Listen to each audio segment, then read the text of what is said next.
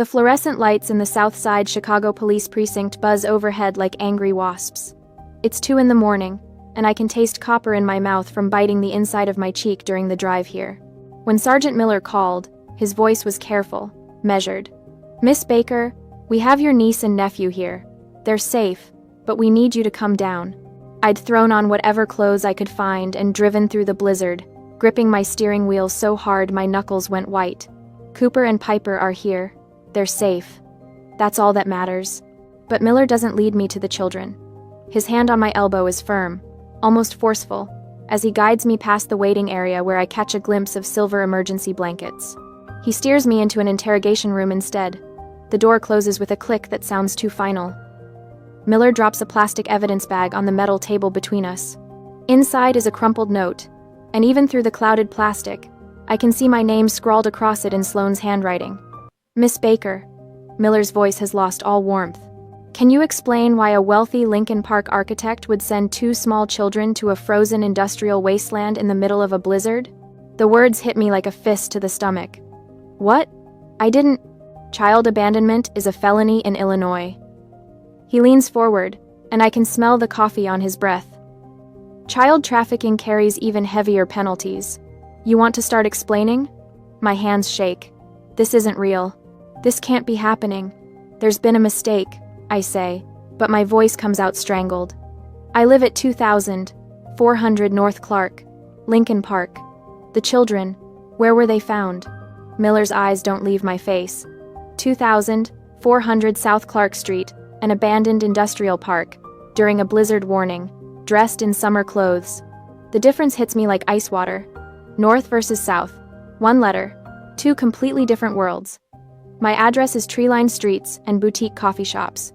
South Clark at that number is warehouses and broken streetlights and nowhere a child should ever be, especially not at night, especially not in January.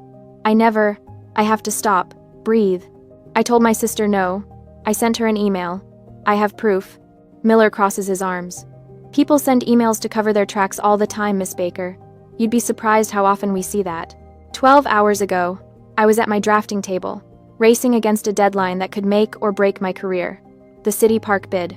3 years of work, compressed into one final presentation due Monday morning. When Sloane called, I was eyebrow deep in elevation drawings. "Ren, thank God you answered." Her voice had that manic edge I've learned to recognize. "I need you to watch Cooper and Piper tonight. Preston surprised me with a trip to Aspen and we're leaving in 2 hours. I can't. I told you last week I have that deadline. This is important, Ren. Family is important." The familiar guilt tried to claw its way up my throat, but I'd swallowed it down. "I will not be home tonight. Do not bring them to my apartment. I will not answer the door." I'd hung up and immediately sent an email at 3:30 p.m., just to be clear, just to have it in writing. "I will not be home. Do not bring them. I will not open the door." Now Miller is watching me like I'm a liar, like I'm the kind of person who would endanger children. "The email could have been sent after the fact," he says. "Or you could have changed your mind and panicked when they didn't show up. Can I see them?" My voice cracks. "Please, I need to see that they're okay." Something shifts in Miller's expression. Maybe it's the desperation in my voice. Or maybe he's just giving me enough rope to hang myself. He stands up. "Follow me." I push back my chair and follow him down the hall to a darkened observation room. Through the one-way glass, I see them. Cooper is wrapped in one of those silver emergency blankets, the kind marathoners wear. He's shaking so hard I can see it from here, his whole body convulsing with cold or shock or both. Piper sits next to him, clutching her stuffed bear, and her eyes are vacant, empty, like she's somewhere else entirely, somewhere her mind had to go to survive what happened tonight. My knees buckle. I catch myself on the glass. That fog descends, the one that's been my companion for 28 years. The voice that whispers, "Fix this. Protect Sloane. Take the blame. You're the responsible one. That's your job." I could do it. I could tell Miller it was all a misunderstanding, that I'd meant to say yes, that the address confusion was an honest mistake. I could make this go away for everyone. Everyone except Cooper and Piper. The Uber driver, Miller says behind me, was told their father was waiting for them. She dropped them at the curb and drove away. I close my eyes. "You should thank God for Mr. Henderson. the night security guard at the industrial park. If he hadn't heard them banging on his booth, screaming for help. Miller pauses, lets the silence fill in what he's not saying. You'd be identifying bodies at the morgue right now, Miss Baker. 2 frozen children. The blood drains from my face so fast I have to grip the windowsill. This wasn't a mistake. This was calculated. Sloane knew I said no.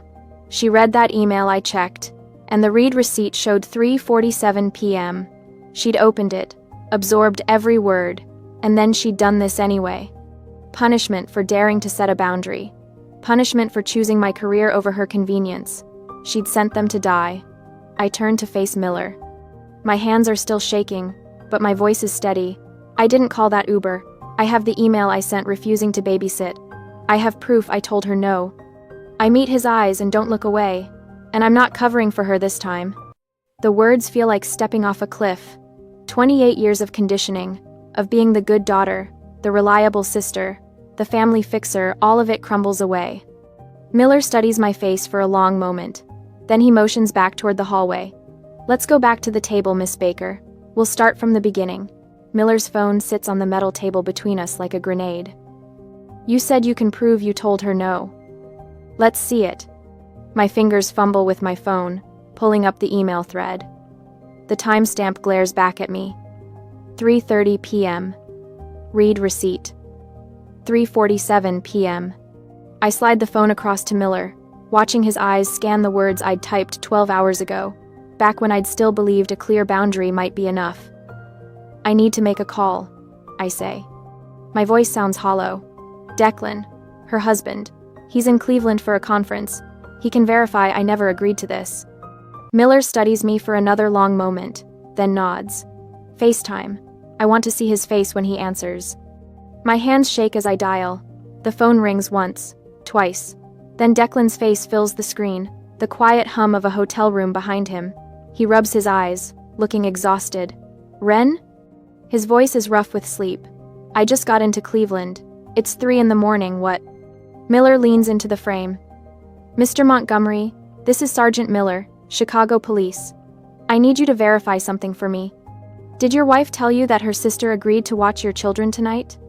Declan's face goes white. Actually white, like someone pulled a plug and drained all the blood out. Watch the kids? Ren's working tonight. She told Sloane she couldn't. He stops. I watch understanding crash over him like a wave. Where are Cooper and Piper? Safe, Miller says. Barely. They were dropped off at an abandoned industrial park on the south side during a blizzard. We found them at 2400 South Clark Street. South Clark?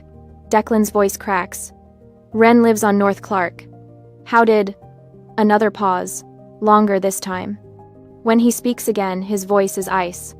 I need to access my home security system. Ring camera. Give me 2 minutes. Miller and I sit in silence while Declan works. I can hear him typing, muttering under his breath, the fury building in each keystroke. Then my phone buzzes. A video file. Miller opens it on his department laptop. The timestamp reads 5 p.m. Our house. The front door. Sloane staggers into frame.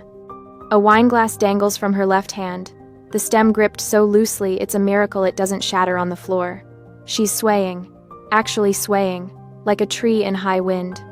Cooper appears, his voice small on the recording. Mommy, where's our coats? She doesn't answer, just pushes him toward the door with her free hand. Piper comes next, wearing a summer dress in January. Sloane shoves them both outside and the door slams. Not once does she look at her phone. Not once does she check the Uber destination. She sends her children into a blizzard in summer clothes and goes back inside for more wine. Miller's jaw tightens. I'll need that file sent to this email address. Already done, Declan says through the phone. His voice sounds like gravel. I'm getting on the next flight back. Don't let her anywhere near my kids. The call ends. Miller closes his laptop with a click that echoes in the small room. You're cleared, Miss Baker. I'll need your formal statement, but you're not being charged. He stands. Your sister, however, will be arrested for child endangerment the moment we locate her. The relief should feel bigger. Instead, it's just a small crack of light in a very dark room. 4 hours later, I'm sitting in the precinct's waiting area when they arrive. Preston and Lenore Baker sweep through the doors like they own the building, their designer luggage still tagged from the airport. They must have turned around mid-flight when Miller contacted them. They walk right past the room where their grandchildren are wrapped in blankets, still shaking. Walk right past them without a glance. Preston spots me and changes trajectory. Lenore follows, her heels clicking on the linoleum like a countdown. "Ren," Preston's voice is clipped. "We need to talk. Privately. I'm not leaving the children. The children are fine." Lenore's hand lands on my arm, perfectly manicured nails digging in just enough to hurt. "What we need to discuss is damage control. Do you have any idea what this will do to Preston's company stock if it hits the police blotter?" I stare at her. "Your grandchildren almost froze to death." "Don't be dramatic." Preston pulls out his checkbook. Right there in the police station, he pulls out his checkbook like we're at a country club settling a golf bet. He writes with smooth, practiced strokes, then slides the check across the table. $50,000. Made out to me, the memo line is blank. "Consider it a gift," Preston says, tapping the paper. "An early birthday present, but gifts are for family members who support each other, Ren, not for those who cause scandals." He lowers his voice. "Tell the police it was a family miscommunication. You gave Sloan the wrong address by accident. Do that, and the check is yours." "No harm done," he adds. "No harm?" My voice comes out strangled. "Cooper was hypothermic. Piper won't speak. Ace." Lenore leans in close. The smell of her perfume makes my stomach turn. "This is what family does, Ren. We protect each other. You tell them it was a mistake, and this all goes away. Think of Sloan. Think of her reputation." Something inside me breaks. Not shatters, just quietly disconnects, like a rope that's been fraying for years, finally giving way. I pull out my phone and open the voice recording app. Then I slide it back into my pocket, still recording. "So you want me to lie to the police?" I say clearly. "Tell them I gave Sloan the wrong address, in exchange for $50,000. Preston's face flushes. "Don't make this sound sordid.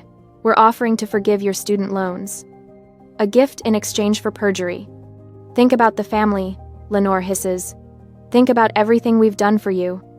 I pick up the check. For a moment, I just look at it. A $50,000. My student debt, gone. The pressure, gone. All I have to do is lie. All I have to do is let them win one more time. I tear it in half. The sound is surprisingly loud in the quiet waiting area. Preston's face goes from red to purple. "I'm not covering for her anymore," I say. "Not for you. Not for anyone. You'll regret this." Preston's voice drops low. "Dangerous. You have no idea what you've just done." I know exactly what I've done. The precinct doors open again. Declan walks in, ignoring Preston and Lenore completely.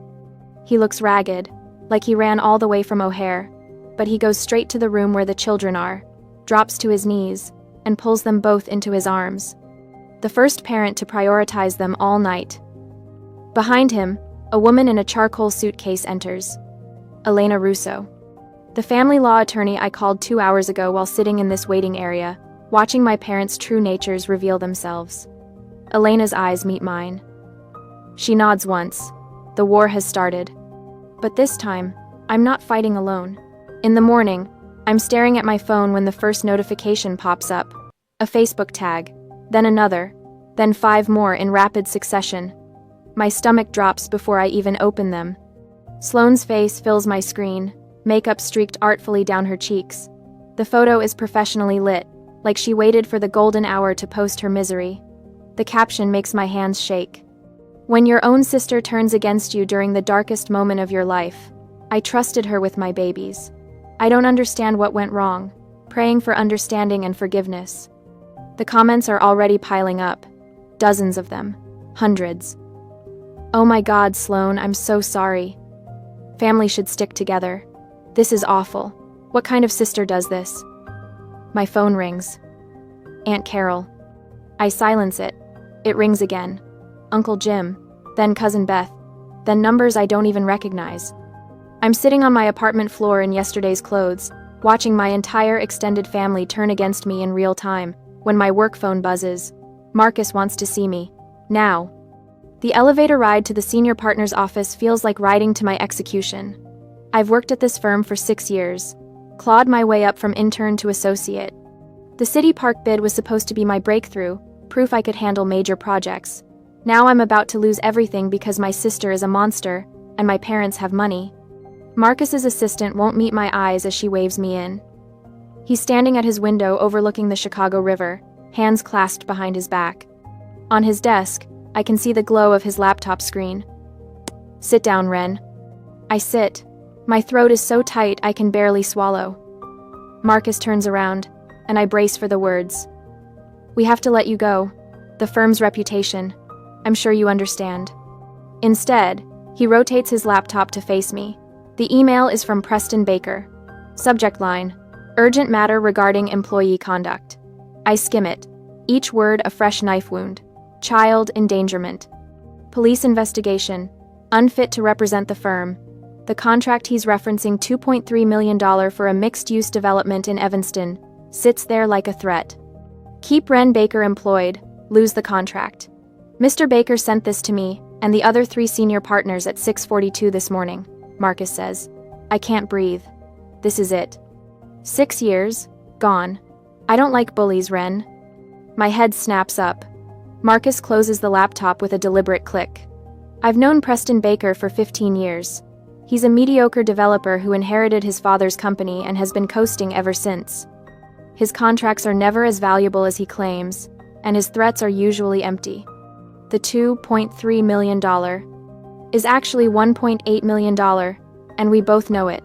Marcus sits down across from me. More importantly, I called Sergeant Miller this morning. He told me what really happened. Showed me the ring footage. The relief hits so hard I have to grip the chair arms. You're not firing me? Firing you. Marcus actually laughs, but there's no humor in it. Ren, you just saved 2 children from freezing to death. Your sister belongs in jail, and your father belongs in the same cell for trying to cover it up. He leans forward. You have the firm's full support, whatever you need. Take paid leave if you need time to handle the legal battle. Use our attorneys if it helps. But you are not losing your job over this. Something cracks open in my chest. For the first time in 3 days, I can take a full breath. I don't know what to say.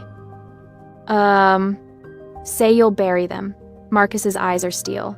People like your father think money makes them untouchable. Prove him wrong. When I leave his office 20 minutes later, I'm crying in the elevator. But these aren't tears of despair anymore. That evening, I'm at the hotel where Declan has set up temporary residence with Cooper and Piper. It's an extended stay place in Lincoln Park, close enough to my apartment that I can walk over, close enough that the kids don't feel completely uprooted. The room smells like pasta sauce. Declan is at the kitchenette, stirring a pot of spaghetti while Cooper sits at the small table, pencil moving carefully across paper. Aunt Ren!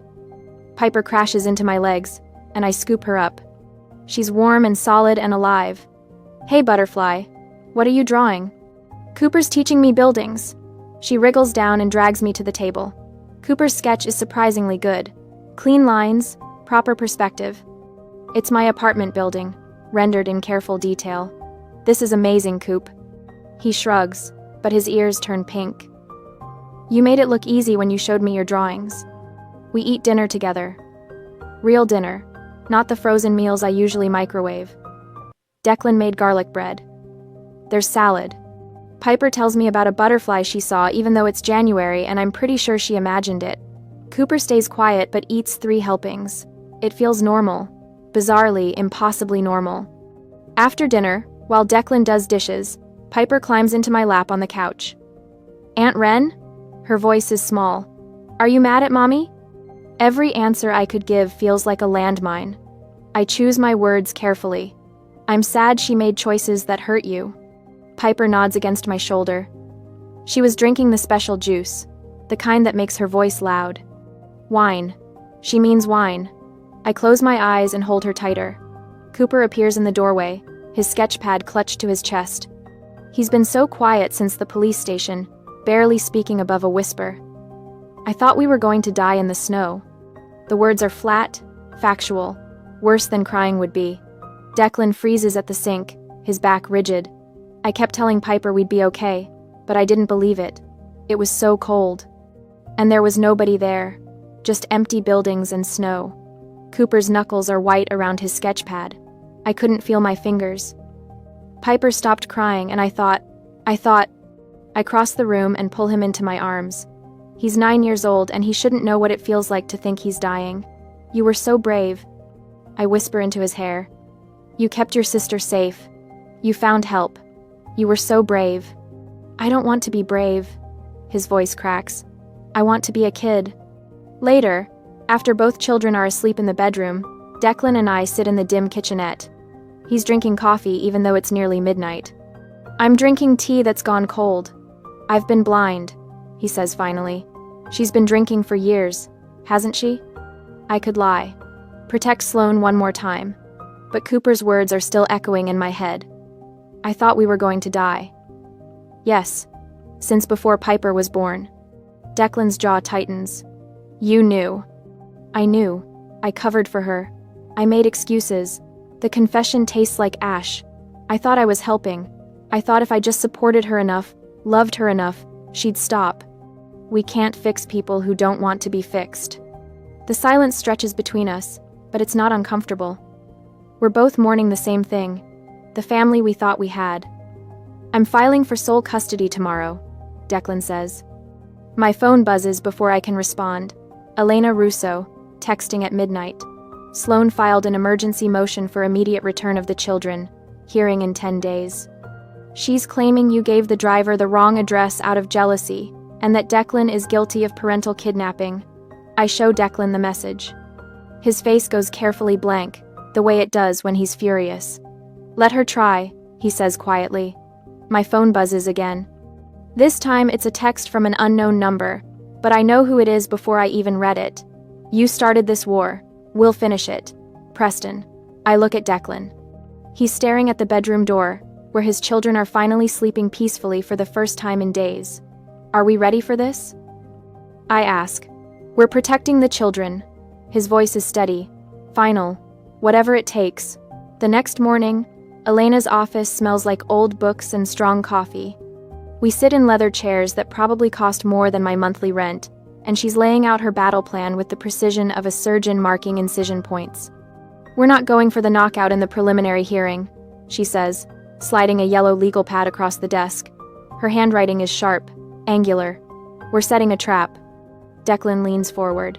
But we have the email, the ring footage. We can end this now.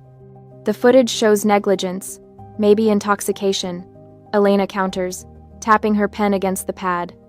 But a good lawyer in Preston will hire the best will argue it was a momentary lapse in judgment, not criminal intent. They'll plead for rehab and family therapy. You want that? No, I say instantly. Then we need her to lie, Elena says. If she testifies under oath that you agreed to watch them, and we prove she's lying, that destroys her credibility completely. It proves she's manipulative and unfit. That's how we get full custody, not just temporary. She looks between us. She'll feel confident. She'll double down. And when we prove she lied under oath in the custody trial, Judge Okonkwo will throw the book at her. Declan's jaw tightens. How long do we have to wait? 30 days after the preliminary. Court schedules are backed up. Elena closes the legal pad with a snap. Can you both hold your nerve that long? Kind. I think about Cooper's shaking hands, Piper's vacant stare through the police station glass. I think about Sloane's wine glass caught on camera, the way she shoved them out the door into a blizzard. Whatever it takes, I say.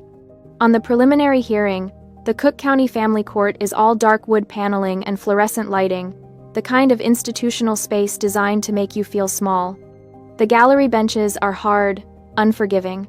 I chose my outfit carefully this morning, a simple gray sweater, no jewelry, my hair pulled back. I want to look exhausted, defeated. It's not hard to fake. Sloane sweeps in 20 minutes before the hearing, wearing cream-colored wool and understated pearls. Her makeup is perfect, her expression carefully composed into wounded dignity. She doesn't look at me as she takes her seat at the plaintiff's table. Preston and Lenore claim the front row of the gallery like it's a box seat at the opera. Preston's suit probably costs more than my car payment. Lenore's perfume reaches me 3 rows back, something expensive and cloying. When Judge Patricia Okonkwo enters, we all rise. She's a tall black woman with silver-streaked hair and the kind of face that's seen every lie the legal system has to offer. Her eyes sweep the courtroom with the efficiency of someone who has no patience for games. "Be seated." Her voice cuts through the nervous shuffling. "Let's proceed." Sloane's attorney is a smooth-talking partner from some downtown firm Preston probably plays golf with. He calls Sloane to the stand, and she takes the oath with her hand on the Bible, her voice clear and steady. "Miss Baker Montgomery," the attorney begins, "can you tell the court what happened on the night of January 14th? Sloane dabs at her eyes with a tissue, though I notice they're dry. "I was supposed to leave for a business trip with my father. I'd arranged for my sister Wren to watch Cooper and Piper. She'd agreed to babysit." My fingernails dig into my palms. "How did you arrange this?" the attorney prompts. "We spoke on the phone that afternoon. She said yes, to send them over." Sloane's voice wavers, perfectly calibrated. "I gave the Uber driver her address 2400 North Clark Street, where Wren lives in Lincoln Park. I don't know how the children ended up on the south side. Perhaps the driver made a mistake. Perhaps there was confusion." Elena sits beside me, writing in her legal pad. She doesn't object, doesn't interrupt, just lets the lies stack up, like kindling, waiting for a match. "Are you certain your sister agreed to watch the children?" the attorney asks. "Absolutely certain. She said yes on the phone. I would never have sent them otherwise." The tissue comes up again. This time Sloane actually squeezes out a tear. "No further questions, Your Honor." Judge Okonkwo looks at Elena. "Cross-examination?" Elena rises slowly. She's wearing a charcoal suit that makes her look like a blade. "Just a few questions, Your Honor." She approaches the witness stand, and I can see Sloane's shoulders relax slightly. "This will be quick. Painless. Miss Baker Montgomery, you testified that your sister verbally agreed to babysit. Is that correct?" "Yes." "And you gave the driver her Lincoln Park address?" "Yes, 2400 North Clark." "You're certain she agreed? Under oath, you're testifying that Wren Baker told you yes?" Something flickers in Sloane's eyes. Uncertainty, maybe, or the first whisper of suspicion, but she's committed now. She can't back down in front of Preston and Lenore, in front of the judge. "Absolutely certain," she said yes. Elena nods slowly, like she's accepting this answer. "No further questions, Your Honor." That's it. No email, no ring footage, no dramatic reveal. Sloane's attorney looks confused, and I can see Preston lean forward, whispering something to Lenore. Judge Okonkwo reviews her notes. "This appears to be a family miscommunication that resulted in a dangerous situation. Miss Baker, I'm troubled that you didn't ensure clearer arrangements for the children's safety." The words land like stones. I force myself not to react. However, given the circumstances and the lack of clear evidence, I'm maintaining the status quo. Mr. Montgomery retains temporary custody. Miss Baker Montgomery, you're granted supervised visitation twice weekly, supervised by a court-appointed social worker. The gavel comes down. Next case. The courtroom empties into the marble hallway, and Sloane is immediately surrounded by Preston and Lenore. Their smiles are triumphant, vicious. Preston catches my eye as I pass. He steps deliberately into my path. "You should have taken the check, Wren." His voice is low, meant only for me. Family always wins. Lenore's hand touches my arm, her grip tight enough to bruise. "This isn't over, dear, but you've already lost." Sloane is performing for a small cluster of reporters who somehow got wind of the hearing. "I just want my babies back," she says, voice breaking. "A mother's love never gives up." The cameras eat it up. I keep walking toward the parking garage, my footsteps echoing in the stairwell. Declan and Elena follow silently. We don't speak until we're inside Elena's car. Doors closed, engine running. Elena closes her leather notebook with a sharp snap. "She's on the record now," she says. "Every lie is documented, time-stamped, under oath." I stare at the concrete pillar in front of us. But we lost today. We let her think she won. Elena's smile is cold, predatory. Now we own her. Declan's hands grip the steering wheel. Understanding dawns across his face. She just committed perjury. "And in 30 days, Elena says, we prove it." The concrete pillar blurs as my eyes fill. Not with defeat, with something sharper, cleaner, hope. On the second confrontation, The courtroom feels smaller this time, more suffocating. Maybe it's the press packed into the gallery, their cameras clicking like hungry insects. Maybe it's the way Preston sits front and center, his charcoal suit pressed sharp enough to draw blood, that same smug smile playing at his lips. Sloane sweeps in wearing ivory, of course. Ivory, the color of innocence, her hair styled in soft waves that frame her face. She clutches tissues in one hand like props in a play she's rehearsed too many times. The society page photographers eat it up. I can already see the headline, "Mother Fights for Her Children." I smooth my plain gray sweater and try not to feel small. Declan's hand finds mine under the table, just for a second. His palm is steady, warm. Elena sits beside us, her slim folder closed on the table in front of her. She looks almost bored, flipping through her phone while we wait for Judge Okonkwo to enter. All rise. The courtroom rustles to its feet. Judge Okonkwo's face is carved stone as she takes her seat, and I remember the way she'd looked at me during the preliminary hearing, like I was careless, irresponsible. A woman who couldn't even communicate properly with her own sister. Today, that's going to change. "Miss Russo," the judge says, "you may call your first witness." Elena stands, and there's something predatory in the way she moves. "Your Honor, I'd like to recall Sloane Baker Montgomery to the stand." Sloane's attorney objects, of course, but the judge waves him off. Sloane walks to the witness stand with her chin high, confident. She thinks this is just cleanup, a formality before her inevitable victory. The bailiff reminds her she's still under oath from her earlier testimony. "Mrs. Montgomery." Elena begins, her voice deceptively gentle.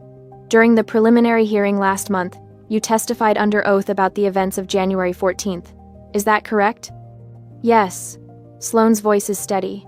"And you stated that your sister, Wren Baker, verbally agreed to babysit your children that evening, correct?" "That's right." Sloane glances at the jury, playing wounded. She said yes, and then she just wasn't there. "And you gave the Uber driver her address? 2400 North Clark Street?" "Of course I did." Sloane's confidence grows. "I would never send my children to the wrong place. I'm their mother." The courtroom murmurs its approval. Preston nods, satisfied. Elena turns to the screen, mounted beside the judge's bench. "Your Honor, I'd like to enter Exhibit A into evidence." The projector hums to life. An email fills the screen, and I watch Sloane's face drain of color as she reads her own name in the recipient line. From Wren Baker to Sloane Montgomery sent, January 14, 3:30 p.m. Subject, tonight. I will not be home. Do not bring them. I will not open the door. Read receipt. Open January 14, 3:47 p.m. The timestamp glows like an accusation. 6 hours before she sent those children into the blizzard, the courtroom erupts in whispers. Someone in the press section gasps audibly, "Mrs. Montgomery." Elena's voice cuts through the noise. "You opened this email at 3:47 p.m. You read it, and yet you testified under oath that your sister agreed to babysit. Which statement is true?" Sloane's mouth opens, closes. Her lawyer is on his feet, objecting, but Judge Okonkwo silences him with a look that could freeze fire. "Answer the question, Mrs. Montgomery." I forgot about the email. I thought." "You forgot an email you opened 6 hours before the incident?" Elena doesn't raise her voice. She doesn't need to. An email that explicitly stated, in capital letters, that Miss Baker would not be home? The tissues in Sloane's hand are shredded now, little white flakes falling to the floor. "Let's move on," Elena says. "Your Honor, I'd like to play Exhibit B." The screen shifts to video footage. I recognize the angle immediately, the Ring camera from Sloane and Declan's front door. The timestamp reads 5 p.m. The Sloane on screen is nothing like the Sloane on the witness stand. Her hair is messy, her cashmere sweater askew. She's holding a wine glass in one hand, and when she moves, she sways. Not dramatically, just enough to notice. Cooper appears at her side, already wearing his jacket. "Mommy, where's our coats?" Sloane ignores him. She opens the door, the blizzard is visible even through the camera, snow driving sideways and ushers both children outside. Piper is wearing a thin cotton dress amidst a blizzard. The gallery reacts with audible horror. I hear someone say, "Oh my God." Sloane never checks her phone, never confirms the address with the Uber driver idling at the curb. She just closes the door, wineglass still in hand, and the last image before the footage ends is Cooper's small face turning back toward the house, confused and frightened. Judge Okonkwo's expression has gone from stone to thunder. "Mrs. Montgomery," Elena says, and her voice is sharp enough to cut. "Were you intoxicated when you sent your children out into a blizzard warning without proper winter clothing?" "I had one glass." "One glass? The footage shows you holding wine at 5 p.m., hours before your scheduled flight. How many glasses had you consumed by that point?" Sloane's lawyer tries to object again. The judge overrules him without looking away from Sloane. "I don't remember exactly." "You don't remember?" Elena nods slowly. "Just like you didn't remember the email." My hands are clenched so tight my nails cut into my palms. Declan's breathing has gone shallow beside me. "Your Honor," Elena continues, "I have one final piece of evidence. Exhibit C." She presses play on the audio file, and Preston's voice fills the courtroom, crystal clear, unmistakable. "Consider it a gift, an early birthday present." My mother's voice follows, saccharine and poisonous. "Tell them you gave her the wrong address. These things happen." Preston again, "Do that, and the check is yours." The recording continues for 30 seconds. 30 seconds of my parents trying to buy my silence, to make me complicit in endangering their own grandchildren. Preston is on his feet, his face purple. "That recording is illegal. She didn't have permission." "Your conversation took place in a police station waiting area, Mr. Baker," Judge Okonkwo says, and her voice could shatter glass. "There is no reasonable expectation of privacy in a public municipal building. The recording is admissible. Sit down." He sits. The judge turns to Sloane. "And I've never seen anyone look so small on a witness stand. Mrs. Montgomery, you have committed perjury in my courtroom. You have demonstrated a pattern of reckless endangerment of your own children. You have shown a willingness to lie under oath to obtain custody of children you nearly killed through negligence." She pauses, and the silence is deafening. "Bailiff, detain the witness." Sloane screams, actually screams, a high-pitched wail that echoes off the wood-paneled walls. Her lawyer is protesting, but 2 bailiffs are already moving toward the witness stand. "Your Honor, please. You will be charged with perjury, child endangerment, and reckless conduct." Judge Okonkwo continues, her voice cutting through Sloane's sobs. "You have betrayed every trust placed in you as a mother and as an officer of this court." The bailiffs take Sloane by the arms. Her mascara is running now, black streaks down her ivory dress. She's crying real tears, the kind that come from genuine fear rather than performance. The press is going wild, cameras flashing, voices shouting questions. Preston tries to stand, to say something, but Judge Okonkwo's glare pins him to his seat like a butterfly to cork. "As for the custody matter," the judge says, turning to her notes, "I am awarding sole legal and physical custody to Declan Montgomery, effective immediately." Sloane Montgomery's parental rights are terminated pending the outcome of her criminal trial. She looks at me, and for the first time, there's something almost kind in her expression. Wren Baker is designated permanent emergency guardian, Mr. and Mrs. Preston Baker, your visitation rights are suspended pending psychological evaluation. All court costs, and Miss Baker's legal fees, are the responsibility of Mrs. Sloane Montgomery. The gavel comes down like a gunshot. Sloane is let out in handcuffs, still crying, her perfect hair coming undone. Preston and Lenore sit frozen, their empire of control crumbling around them in real time. The press swarms them, microphones thrust forward, questions overlapping in a cacophony of scandal. Declan pulls Cooper and Piper close. They've been waiting in the hallway with a court advocate, but someone brings them in now, and Piper runs straight to her father's arms. "I'm crying. I can't help it." But these aren't tears of triumph, they're relief. Pure, overwhelming relief that it's finally over. Elena closes her folder with a quiet snap and gives me the smallest nod. Justice served. 3 years pass like water finding its level. The trees along Lincoln Park turn gold again, the 3rd autumn since that frozen night, and I'm standing in the crowd at Millennium Park watching Mayor Reyes cut the ribbon on the Safe Harbor Garden. The design won the city bid. My design, the one I almost sacrificed to answer Sloane's call that January night.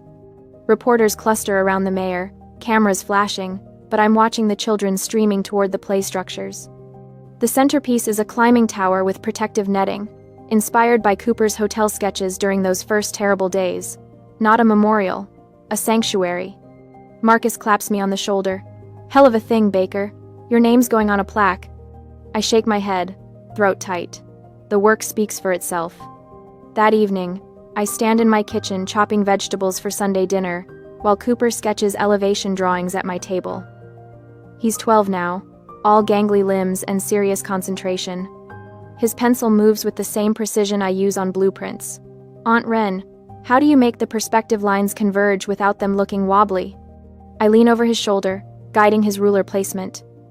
Anchor your vanishing point first. Everything else follows. The downstairs door opens and Piper barrels in, paint splattered across her art class smock. She's 9, no longer the hollow-eyed child from the police station. Her laughter fills the kitchen as she shows me her watercolor of the Chicago skyline. It's for your office, she announces. So you remember us when you're being important. Declan follows, carrying groceries for dinner.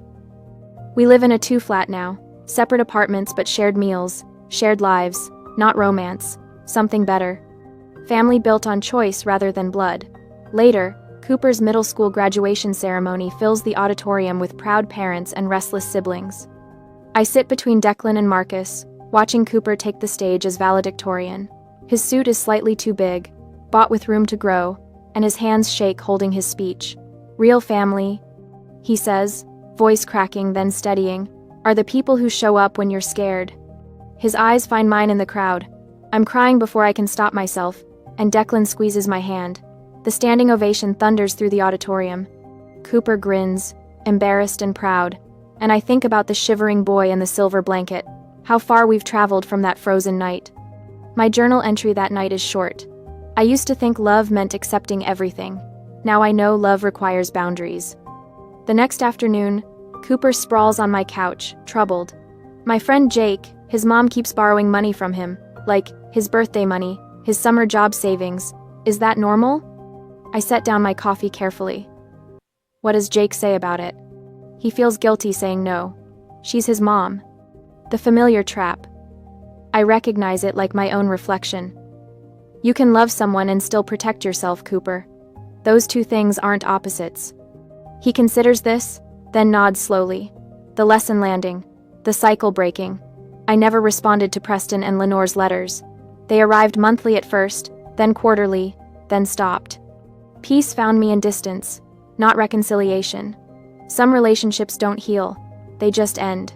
The news about Sloan reaches me through Elena's network, remarried to Dr. Brandon Wells, a Connecticut surgeon, a new baby Emma, a fresh start built on hidden truths. Until the baby fell from a changing table.